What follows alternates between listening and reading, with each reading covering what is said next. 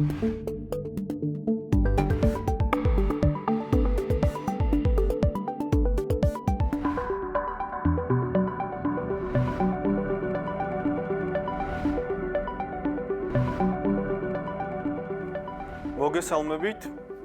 ვაგრძელებთ სასწავლო კურსს სახელმწიფო შესყიდვებში.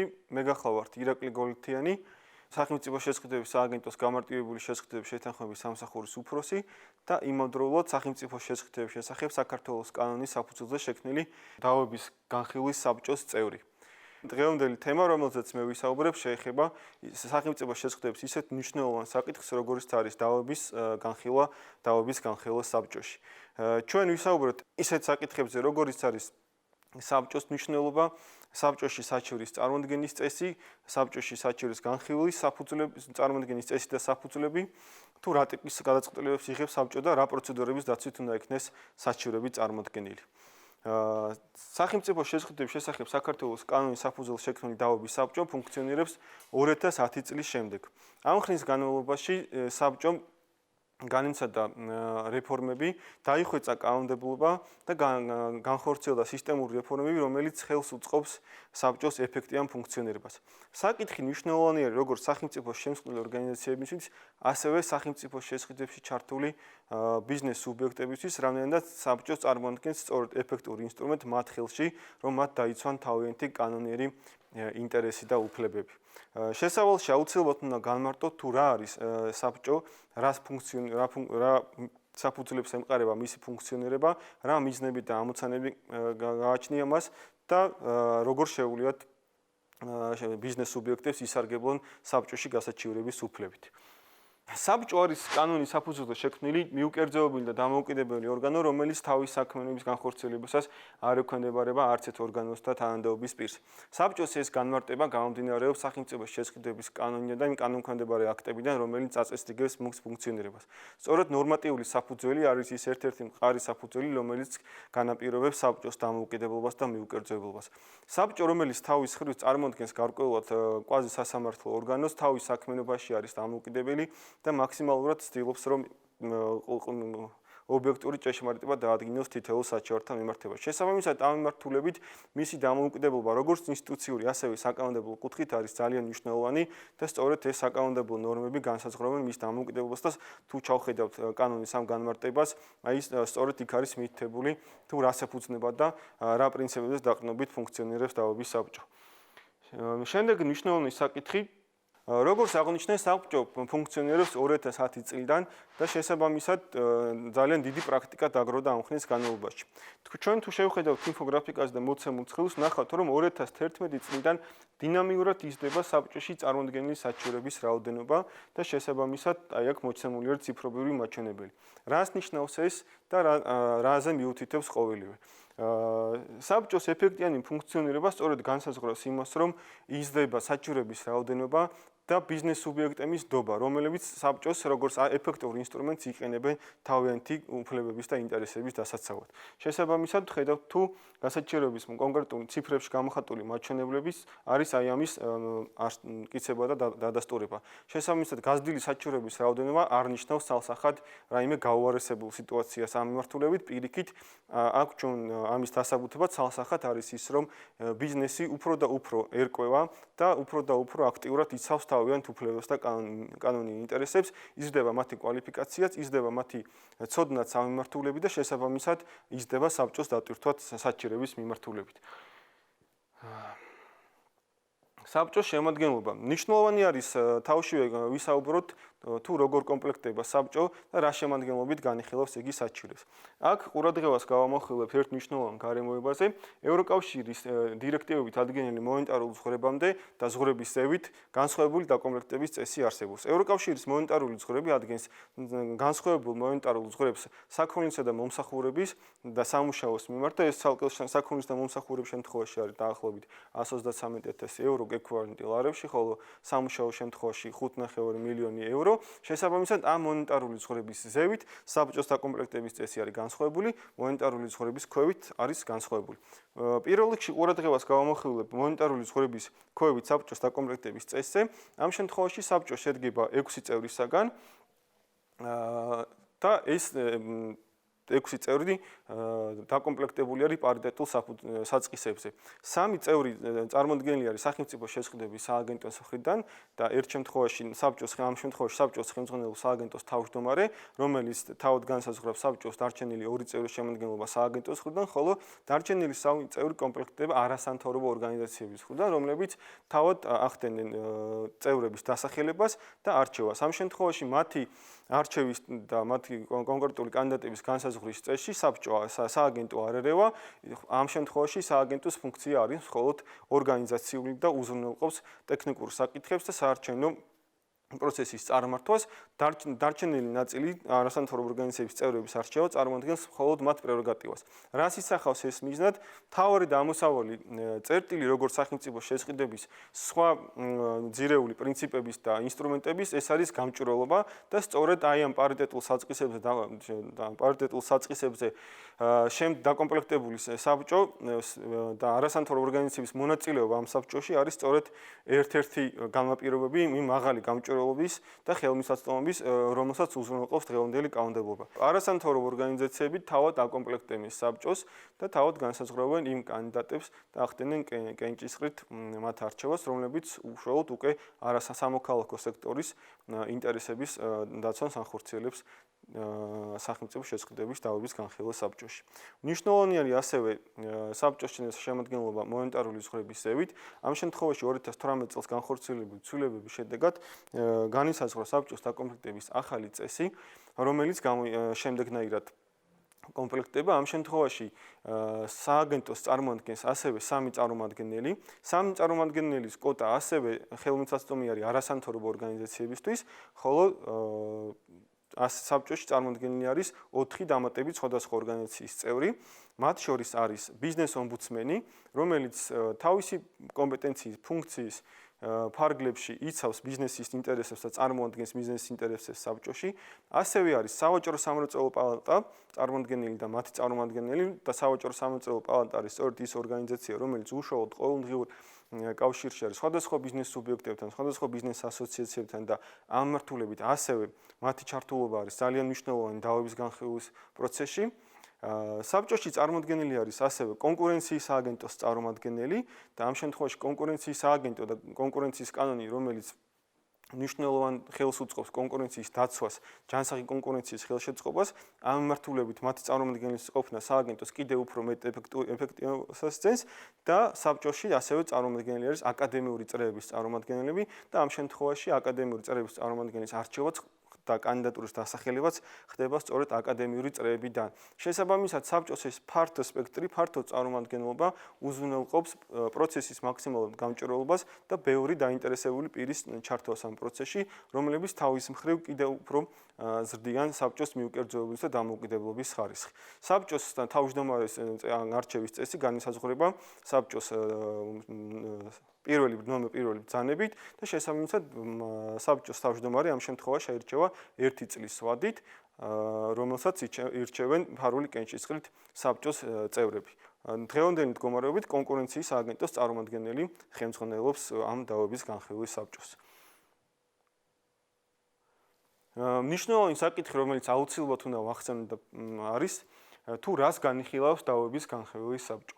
დავების განხილვის საბჭო განიხილავს სახელმწიფო შესყიდვების კანონმდებლობიდან წარმოქმნილ დავებს, ასევე საბჭოს კომპეტენციას განეკუთვნება კერძო და საჯარო თანამშრომლობის შესახებ საქართველოს კანონიდან გამომდინარე წარმოშობილი დავების განხილვა. სახელმწიფო შესყიდვების კანონმდებლობიდან წარმოშობილი დავების განხილვა სწორედ არის ის ძირითადი საქმიანობა, რომელსაც საბჭო ეწევა.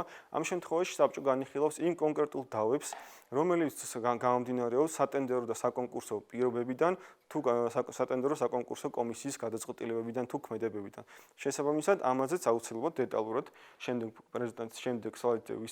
შემდეგი სლაიდზე არის მითებული და ვისაუბრებთ. ძალიან მნიშვნელოვანი ნაწილი, რომელზეც თქვენ ყურადღებას გავამახვილებ, ეს არის ელექტრონული მოდული და ის ინსტრუმენტი, რომელიც საშუალებითაც საბჭოში ხდება საჩივრის წარმოქმნა. სახელმწიფო შეზღუდვების ერთიანი ელექტრონული სისტემა, რომელიც თავის მხრივ ერთ-ერთი უნიკალური არის განვითარებული ქვეყნების მასშტაბითაც კი, დაინტერესებულ პირებს აძლევს შესაძლებლობას, რომ მარტივად ერთიანი ელექტრონული მოდულის გამოყენებით წარმოადგინონ საჩივარი. რას გულისხმობს ეს? ეს გულისხმობს იმას, რომ ნებისმიერ დაინტერესებულ შეზღუდვებში მონაწილეობის სურვილ პირს აქვს შესაძლებლობა, რომ მარტივად ელექტრონული მოდულის შესაბამისი ველების შევსებით, რომელიც მოცემული არის სისტემაში, წარმოადგინოს საჩივარი და შესაბამისად ზედმეტი ბიუროკრატიული პროცედურების თუ დანახარჯების გარეშე განახორციელოს ეს პროცედურა. ამ შემთხვევაში საბჭოს დავების ელექტრონული მოდელი აძლევს შესაძლებლობას მხარეებს, რომ კონკრეტული ველების შევსებით და ეს არის ძალიან მარტივი, შესაბამისად მათი შევსების ინსტრუქციაც ასევე მითითებული არის სახელმწიფო შეზღუდვების სააგენტოს ვებგვერდზე. აი ამ ველების შევსების შემდეგ წარმოადგინოს საჩივარი. ძირითადი კითხვები, რომელზეც პასუხი უნდა გაიცეს, ეს არის ის სამართლების საფუძველი, ფაქტობრივი გარემოებები თუ რას ხდის მხარე სადაოდ და შესაბამისად აი ამ რამდენიმე მარტივი ველის შევსების შემდეგ სწორედ ხდება საბჭოში საჩივრის წარმოდგენა. და აქაც აღსანიშნავია ის გარემოება, რომ ნებისმიერი დოკუმენტით მტკიცებულება ასევე, რომელიც თან ერთვის საჩივარს, წარმოდგენილი იქნება საბჭოში და სწორედ საბჭო უზრუნველყოფს იმას, რომ ყველა დოკუმენტი იყოს გამჭვირვალე და ნებისმიერი დაინტერესებული პირისათვის ხელმისაწვდომი ელექტრონული მოდულის გარეთ არ ხდება რაიმე ინფორმაციის წარმოდგენა ან გაცვლა, შესაბამისად ეს არის ძალიან მნიშვნელოვანი ინსტრუმენტი, რომ მაქსიმალურად იქნეს უზრუნველყოფილი პროცესის საჯაროება. ასევე მნიშვნელოვანი გარემოება არის ის, რომ საბჭოს აპარატი საჩივრის განხილვასთან დაკავშირებულ ნებისმიერ შეტყობინებას აგზავნის ელექტრონული მოდულის მეშვეობით, რაც იცვლება შესაბამისი პირისთვის შეტყობინების ან ინფორმაციის ჩაბარებად. რა საჩივდება კონკრეტულად უკვე დავების საბჭოში, როგორც უკვე აღნიშნე, საბჭოში საჩივდება კონკურსი და ეს არის ელექტრონული კონკურსი, რომელიც დამტკიცებული არის სააგენტოს თავმჯდომარის ბრძანებით, როგორც ჩვენი ცნობილია და ასევე ელექტრონული ტენდერი, ვის შეუძლია გასაჩივრება. გასაჩივრების უფლება აქვს შეზღუდვებში მონაწილეობის მსურველ ან პრეტენდენტ პირებს. შეზღუდვებში მონაწილეობის მსურველი არის ნებისმიერი პირი, რომელიც ასეთი მიზნისთვის დარეგისტრდება შეზღუდვების ელექტრონულ სისტემაში და მხოლოდ ამის შემდეგ ეძლევა შესაძლებლობა, რომ წარმოადგინოს საჩივარი. ხოლო პრეტენდენტი არის პირი, რომელიც უშუალოდ იღებს მონაწილეობას ტენდერში და მისი შესაძლებელია შეილახოს მისი უფლება ან კანონიერი ინტერესი. ასეთ შემთხვევაში პრეტენდენტის მონაწილეობის სურვილ პირს აქვს შესაძლებლობა, რომ გაასაჩივროს საკონკურსო სატენდერო პროცედურა და სატენდერო პირობა, თუ ის თulis რომ ასეთი პირობა არის შემზღუდავი ან დისკრიმინაციული, ხოლო პრეტენდენტს უფლება აქვს გაასაჩივროს როგორც პირობა, ასევე მის შერჩევა შეფასება და მის სატენდერო კომისიის მიერ მის მიმართ მიღებული გადაწყვეტილება. მნიშვნელოვანი საკითხი ეხება საფასურს და დავების საბჭოში საჩივრის წარმოდგენისთვის დადგენილი არის საფასური, რომელიც განისაზღვრება შეზღუდვის ობიექტის ღირებულების 2%-ით, არა ნაკლებ 100 და არა უმეტეს 500 ლარისა და ეს არ არის ის მაღალი საფასური, რომელიც შეიძლება დაბრკოლება შეუქმნას დაინტერესებულ პირებს, რომ მათ წარმოადგინონ საბჭოში თავიანთი საჩივარი. მნიშვნელოვანი გარემოება ასევე, რომელზეც მინდა ყურადღება გამოვხილოს, ეხება საფასურის დაბრუნების წესს. საბჭო ერთადერთ შემთხვევაში არ აბრუნებს საფასურს, თუ არ მოხდა საჩივრის დაკმაყოფილება. სხვა ყველა შემთხვევაში გადახდილი საფასური მიემართება სახელმწიფო ბიუჯეტში.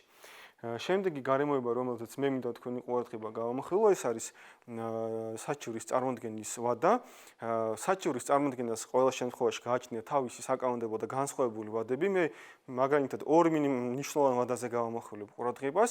იმ გარემოებებს, რომელიც ყველაზე ხშირად საჩივრდება, ეს არის სატენდერო საკონკურსო კომისიის გადაწყვეტილება და ასევე სატენდერო პირობა ან სატენდერო განცხადება. ასეთ შემთხვევაში სატენდერო საკონკურსო კომისიის გადაწყვეტილება საჩივრდება 5 კალენდარული დღის ვადაში, ხოლო სატენდერო პირობა საჩივრდება ტენდერისთვის და კონკურსისთვის სტატუსის წინადადების მიღება დასრულებულია მინიჭებამდე და ხელშეკრულების დადებამდე. მნიშვნელოვანია ის გარემოება, რომ საჩივრის წარმოდგენა უნდა მოხდეს აუცილებლად ხელშეკრულების დადებამდე. შემდეგი საკითხი, რომელზეც მე ვისაუბრებ, შეეხება საჩივრის დასაშვება ცნობას.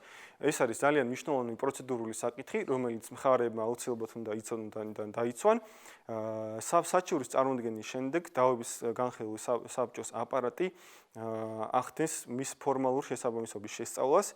საბჭოს აპარატი ასეთ შემთხვევაში არ შედის საჩივრის შინაარსი, არამედ ის ამოწმებს მის კანონიერებას, თუ რამდენად კანონისა პროცედურების დასვით იქნა იგი წარმოდგენილი და შესაბამისად იღებს გადაწყვეტილებას საჩივრის დასაშვებად ან დაუშვებელ ცნობის შესახებ. ასეთ შემთხვევაში საბჭოს აპარატს აქვს უფლება, რომ ერთი სამუშაო დღის ვადაში განიხილოს ეს საკითხი, თუ რაიმე საკითხი ამ შემთხვევაში საჭიროებს დაზუსტებას, იგი მიმართავს საჩივრის წარმოდგენილ პირს დაზუსტების მოთხოვნით და აძლევს ერთ სამუშაო დღეს საჩივრის დასაზუსტებლად და იმ ხარვეზის აღმოსამხვრევად, რის გამოც ეს დადგინდა, შესაბამისად საჩივრის აღმოფხვის შემდეგ საბჭოს აპარატი საჩივარს ცნობს დასაშვებად. საჩივრის დაუშვებლად ცნობის შემთხვევაში საბჭო შესაბამის ველში ატვირთავს გადაწყვეტილებას საჩივრის დაუშვებლად ცნობის შესახებ, რომელიც კანონმდებლობით ადგენილი წესით საჩივრდება სასამართლოში.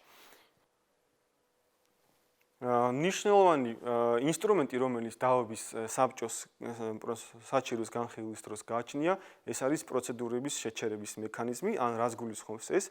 საჩივრის დასაშვებად ცნობისთანავე ჩერდება ყველა სატენდერო პროცედურა, რომელიც დასაშვებად ცნობის ეტაპზე იქნა გასაჩივრებული. შესაბამისად, ასეთ შემთხვევაში ვადის დინებას ჩერდება როგორც შემსწავლელი ორგანიზაციისთვის, ასევე საჩივრის წარმოდგენილი პირისათვის, თუ სხვა დაინტერესებული პირისათვის. შემსწავლელი ორგანიზაცია ვალდებულია დაელოდოს საბჭოს გადაწყვეტილებას და მხოლოდ საბჭოს გადაწყვეტილების შემდეგ მისი სამოტივაციო და სარეზოლუციო ნაწილის გათვალისწინებით განაგრძოს სატენდერო პროცედურები.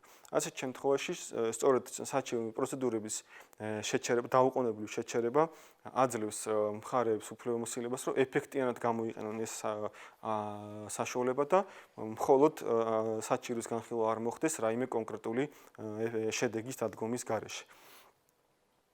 ამ ეტაპზე უკვე შევეხებით უშუალოდ საჩივრის განხილვის პროცედურებს. საჩივრის დასაშვებას წარმოდგენის შემდგომ ინიშნება სხდომა, სადაც წარმოდგენილი არიან, რა თქმა უნდა, დაავების განხილვის საბჭოს წევრები, მომჩივანი ორგანიზაციის წარმომადგენლები და მინდობილი პირები, შემსწავლელი ორგანიზაციის წარმომადგენლები და დაინტერესებული პირები ასეთის არსებობის შემთხვევაში. მათ რეგლამენტით გათვალისწინებული წესით ეძლევათ შესაბამისი დრო თავიანთი პოზიციებისა და მტკიცებულებების წარმოსადგენად და შესაბამისად აი ამ განხილვის შემდგომ და ფართო დისკუსიის შემდგომ საბჭო იღებს 10 სამუშაო დღის ვადაში იღებს შესაბამის გადაწყვეტილებას. საბჭოს სხდომები არის ღია, საჯარო და ნებისმიერ დაინტერესებულ პირს აქვს შეიძლება რომ მას დაესწროს. მხარეთა გამოუცხადებლობა არ აბრკოლებს საბჭოს რომ მან განიხილოს საჩივარი და მათი დასწრების გარეშე მიიღოს შესაბამისი გადაწყვეტილება. საბჭო გადაწყვეტილებას იღებს 10 სამუშაო დღის ვადაში, რაც შემიძლია გულწრფელად თქვა, რომ არის უპრეცედენტოდ მოკლე ვადა და სცენს სწორედ იმ ეფექტს, რომ საჩივრების განხილვა მოხდეს სწრაფად, ეფექტიანად და ამან მნიშვნელოვნად არ დააბრკოლოს სატენდერო პროცედურები და არ გამოიწვიოს მათი დროში გაჭიანურება. შესაბამისად, 10 სამუშაო დღის ვადაში საბჭო იღებს გადაწყვეტილებას, გადაწყვეტილება მიიღება დამსწრეთა ხმების უმრავლესობით და გადაწყვეტილების ატვირთვა ხდება შესაბამისად კონკრეტულ საჩივროში მითითებულ ველში, რომელიც ღიაა და ნებისმიერ დაინტერესებულ პირს შეუძლია გაიცნოს მას. საჩივრის საბჭოს გადაწყვეტილება შესაძლებელია კანონმდებლობით ადგენილ ვადაში, ერთთვიან ვადაში გასაჩივრდეს სასამართლოში. და აქაც მინდა რომ მცირე სტატისტიკა მოუშველიო, საბჭოს მიერ მიღებული გადაწყვეტილების უდიდესი ნაწილი სასამართლოს მიერ რჩება ძალაში, რაც მიუთითებს იმ მაღალ სტანდარტზე, ადმინისტრაციული წარმოებების იმ მაღალ კვალიფიკაციაზე, რომელიც წარმოებითაც და გამოყენებითაც საბჭო ახდენს საკითხის შესწავლას და ამ მოკლე ვადაში სწორი და ეფექტიანი გადაწყვეტილების მიღებას. საბჭო იღებს 3 ტიპის გადაწყვეტილებას: საჩივრის სრულად დაკმაყოფილების შესახებ, საჩივრის სრულად არ დაკმაყოფილების შესახებ, ან საჩივრის ნაწილობრივ დაკმაყოფილების შესახებ. საჩივრის ნაწილობრივ დაკმაყოფილების შემთხვევაში საბჭო მიუთითებს შემსწავლელ ორგანიზაციას, რომ მან გამოიკლიოს ის გარემოებები, რის გამოც საჩივარ დაკმაყოფილდა ნაწილობრივ ჩაატაროს დამატებითი ადმინისტრაციული წარმოება თუ ასეთი საჭიროა. საბჭოს გადაწყვეტილების სამოტივაციო ნაწილი გაითვალისწინოს და მხოლოდ ამის შემდეგ მიიღოს ახალი და უფრო სწორი და ზუსტი გადაწყვეტილება. ასეთი გადაწყვეტილების გასაჩივრების უფლებაც, რა თქმა უნდა, პრეტენდენტებს რჩება და ისინი ამ მექანიზმითაც აქტიურად სარგებლობენ. ნაწილობრივ დაკმაყოფილების შემთხვევაში შემსწავლელი ორგანიზაცია ვალდებულია გადახედოს მის მიერ მიღებულ გადაწყვეტილებას. საჩივრის სრულად დაკმაყოფილების შემთხვევაში კომისია ვალდებულია სრულად აღასრულოს საბჭოს მიერ მიღებული გადაწყვეტილება და შესაბამისად გაითვალისწინოს ყველა ის მიმართულება, რომელიც ამ საჩივრით იქნება მიცემული. ამ შემთხვევაში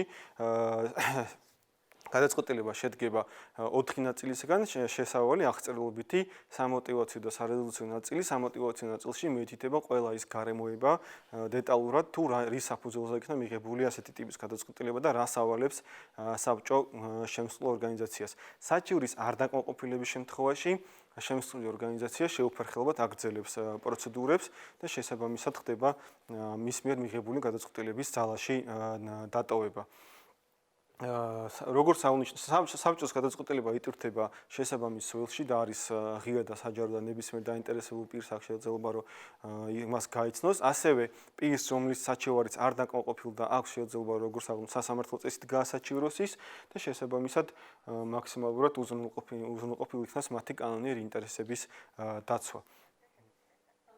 10 წლის განმავლობაში საბჭოს დაუგროვდა მნიშვნელოვანი გამოცდილება და დიდი პრაქტიკა, რომელიც მითითებული არის და განთავსებული არის სახელმწიფო შესახდების სააგენტოს ვებგვერდზე და ყველა დაინტერესებულ პირს აქვს შესაძლებლობა, რომ გაიცნოს ამ პრაქტიკას, გაიცნოს ის ძირითადი გადაწყვეტილებები, ძირითადი საკითხები, რომელიც აქტიურად საჩივრდება და არის და ერთგვაროვანი და საჩივრდება საბჭოში და ამის მიხედვით იხელმძღვანელობს. აღსანიშნავია, რომ დაავების საბჭოს მიერ მიღებული გადაწყვეტილების შესრულება სავალდებულოა და მისი შეუსრულება იწევს პასუხისმგებლობას ადმინისტრაციულ-სამართალდამცავთა კოდექსის დადგენილი წესით, რაზეც შედგება შესაბამის სამართალდამცავი ოქმი და კანონმდებლობით დადგენილი წესით ხდება მისი განხილვა და ამას შესაძლებელია გამოიწვიოს კომისიის წევრების დაჯარიმება შესაბამისი კანონით განსაზღვრული ოდენობით.